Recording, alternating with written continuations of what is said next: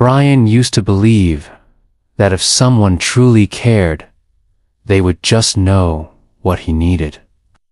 But how many disappointments does it take to realize that no one can read your mind? Brian was 32, a project manager at a mid-sized tech company. People described him as calm, reliable, and easy to work with. He wore those words like badges of honor. He thought being easy meant being strong.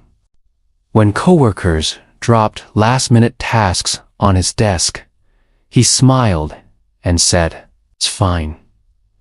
When his boss moved deadlines forward without asking, he nodded as if it made perfect sense. In his relationship with Mia, he did the same. He rarely said when something hurt him.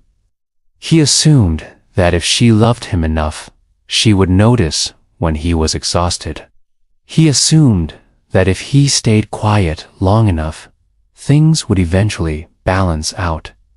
But things didn't balance out. They piled up.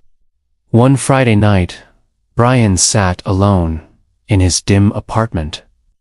Mia texted that she was going out with friends because she figured he was busy and didn't want to bother him. He stared at the screen for a long time. He wasn't busy at all. He had been looking forward to spending the evening with her all week. But he had never actually said that. He put his phone face down on the table.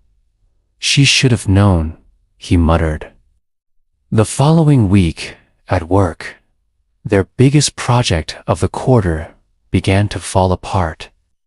A critical feature crashed just days before launch. His boss walked into the meeting room with tension written all over his face. He announced that everyone would need to work through the weekend. Brian knew his team had been stretched thin for weeks. He also knew that pushing harder would break someone. When his boss asked, "Is everyone okay with this?" the room went silent. Brian stayed silent, too. He thought it was obvious they were overwhelmed. He thought the late-night emails and tired faces said, "Enough." That weekend, one team member called in sick due to stress. Another requested a transfer to a different department. His boss looked at Brian with confusion. "Why didn't you tell me your team was overloaded?" Brian opened his mouth, but no words came out. He didn't know how to explain. He had assumed it was clear. He had assumed it was someone else's job to notice. That night, he came home late. Mia was waiting for him in the living room. "We need to talk," she said. Her voice was calm in a way that felt dangerous. She told him she felt shut out.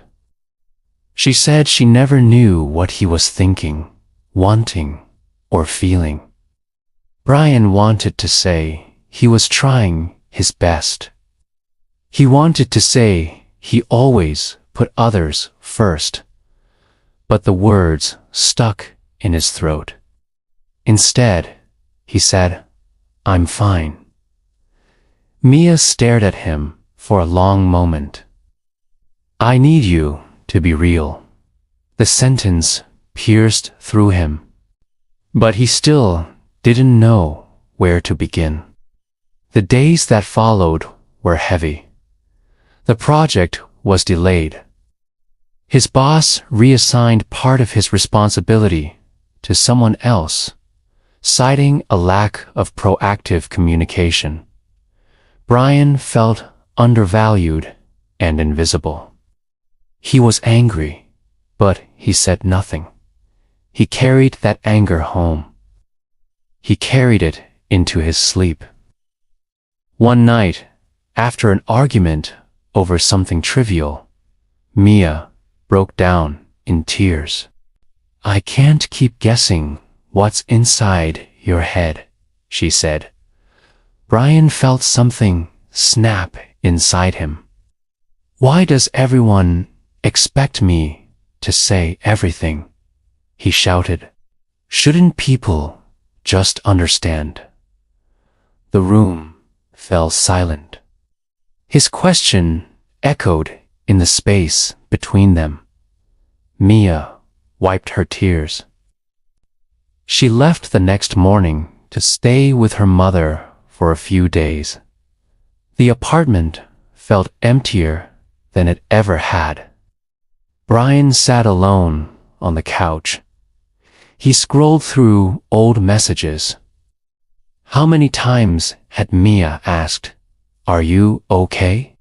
And how many times had he replied, "I'm fine"? How many times had his team asked, "Is this deadline realistic?" And how many times had he said, "We'll manage"? A pattern began to surface. He had never been honest. Not because he lacked feelings, but because he feared being inconvenient. He was afraid of looking weak. He was afraid of disappointing people. Yet the cost of silence was far greater. It left him lonely even when he wasn't alone. A few days later, his boss called him into the office. "Brian, I need you to be direct with me. Do you actually want this role?" His throat felt dry. Part of him wanted to say yes automatically. Another part wanted to admit he was exhausted. He felt like he was standing on the edge of a cliff. If he spoke honestly, he might lose his image as the dependable one. If he stayed silent, he would lose himself. The moment stretched painfully long. He remembered Mia's words, "I need you to be real." He remembered his team's tired faces. Brian took a deep breath. "I'm overwhelmed." The simple sentence made his heart race. But he didn't stop. "I've seen the team struggling for weeks. I should have said something sooner." His voice trembled, but it was clear. His boss was quiet for a few seconds. Then he nodded. "Thank you for saying that," he replied. "We'll adjust." Brian walked out with shaky legs. But for the first time in months, he felt lighter. That evening, he texted Mia, "I was wrong for not saying what I felt." She didn't respond immediately. But later that night, she agreed to meet. They sat in their usual cafe. The air between them was careful and fragile. Brian looked directly at her. "I thought if you loved me, you would just know." He swallowed hard. "But I never gave you the chance to know." He talked about the pressure at work. He talked about his fear of being seen as weak. He talked about feeling alone even in a room full of people. Each sentence came out slowly, deliberately. Mia listened. She didn't interrupt. When he finished, she reached across the table and held his hand. "I don't need you to be perfect," she said.